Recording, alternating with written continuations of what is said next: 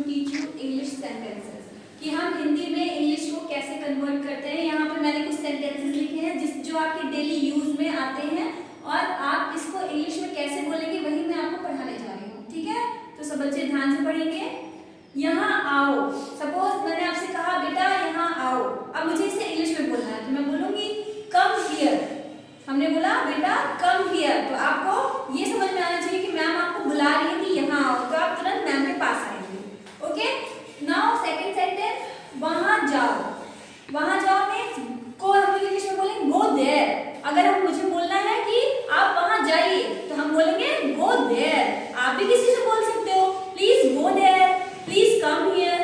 Okay, जब आपको किसी को बुलाना है तो आप बोलेंगे ना प्लीज कम हियर। मम्मा को बुलाना है, mamma please come here, listen to me, मेरी बात सुनिए। तो इस तरीके से आप इंग्लिश में बोलेंगे।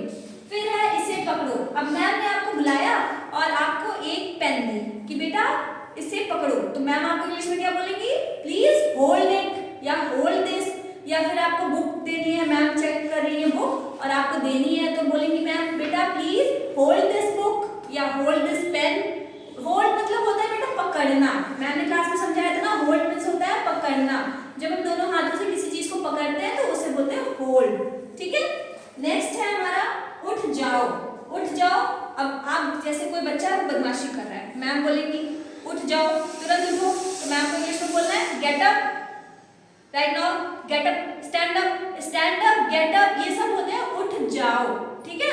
तो आपको बोलना है, अगर आपने अपने किसी फ्रेंड्स को भी बोलना है तो आप उनको बोल सकते हैं get up, come to me, अब उठो और मेरे साथ चलो, है ना।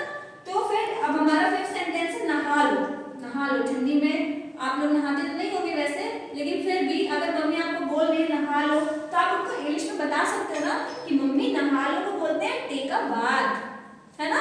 अगर आपका कोई छोटा भाई बहन है और आपको उनको बोलना है कि नहा लो तो आप कैसे बोलेंगे, dear little sister please get up and take a bath. अब देखिए हमने यहाँ पे यूज कर लिया ना सेंटेंस, उठ जाओ एंड नहा लो, get up and take a bath. तो इस तरीके से हम ये इंग्लिश सेंटेंस को लर्न करके और सीख सकते हैं कि हिंदी से इंग्लिश में कैसे बोलेंगे। तो आपको